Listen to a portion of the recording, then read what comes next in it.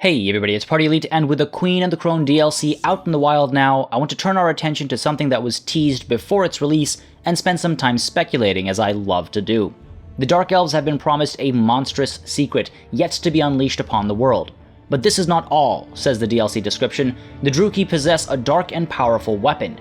When blood runs in rivers and the air is choked with death, the chains will break and this monstrous secret will be unleashed.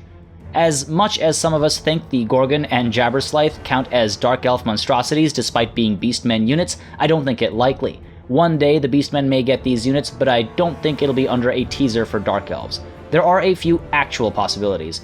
Let's first consider the Charybdis. Currently, this is the most likely option perhaps, especially considering the name has already been spotted in the game files as early as January of this year, and the patch notes might be making a nod to the leak as well, though really everything is leaked nowadays. If in the game, we're likely going to see what might boil down to an anti-large Hydra variant. I imagine it'll cause fear and terror, have poison attacks, and scaly skin to protect it from ranged fire.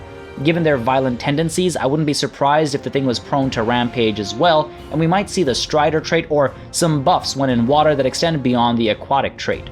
No breath attack on this one, but we might see an area of effectability that reflects its roar and further diminishes enemy leadership.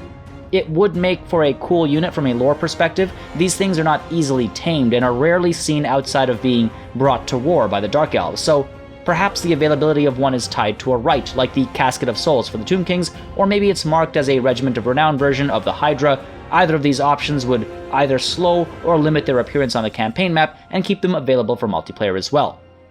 As a water-dwelling beast, it most certainly has ties to blood running in rivers, and its bloodlust can make it break the chains of its beastmasters and go on a rampage. These are all hints that tie back into the original teaser text.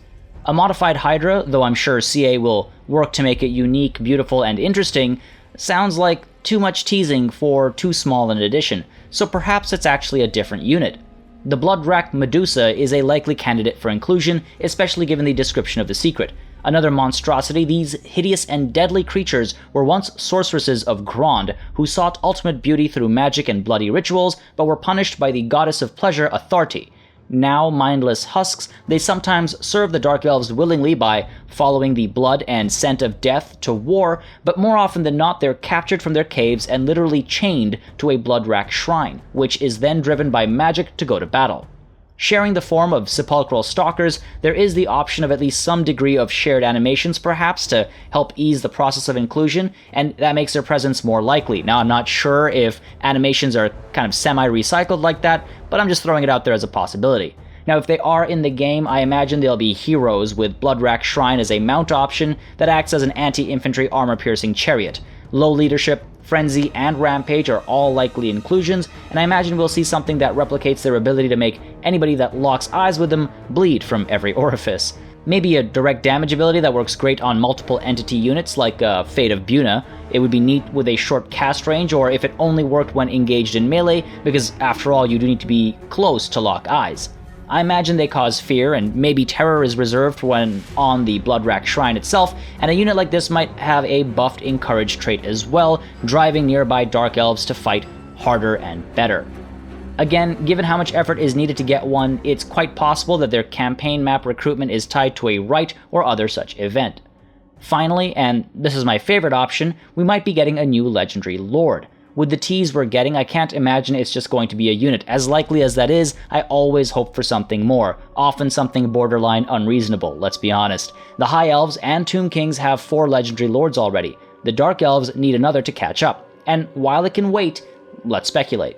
I've already done an entire segment on the very interesting lore and opportunities with Malus Darkblade, so check the link under the eye at the top right corner of the screen or follow the timestamp in the description down below, but he might be a clever application of the tease we've seen. He literally has dark in his name, and his ties with a literal demon can act as a metaphorical chaining, chains which, when broken, can unleash said demonic power on the world.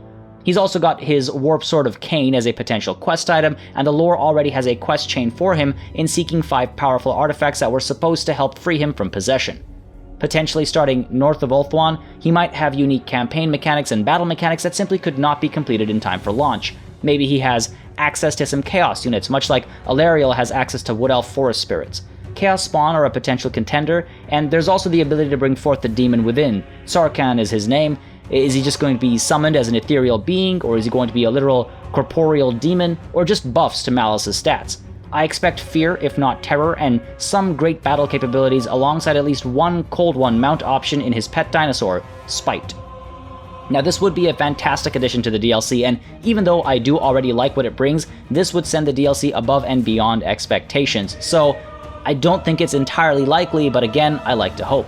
The other Legendary Lord option I think is Lokir Felheart, and while I cover him in the other video I've linked as well, I'd rather see him added when we've got Game 3 so we can see him near Ind and Cathay, if that is where CA will take us.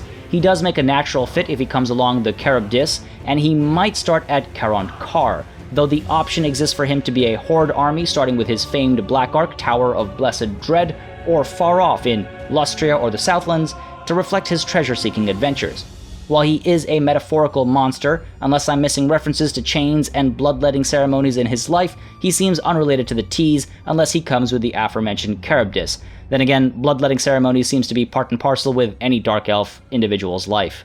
Now what do you guys think is most likely? Anything you'd like to see that might not make the cut from the Dark Elf roster? Let me know in the comments down below, and as always, make sure you subscribe to this channel for more Total War content, and thank you very much for watching. Till next time, cheers.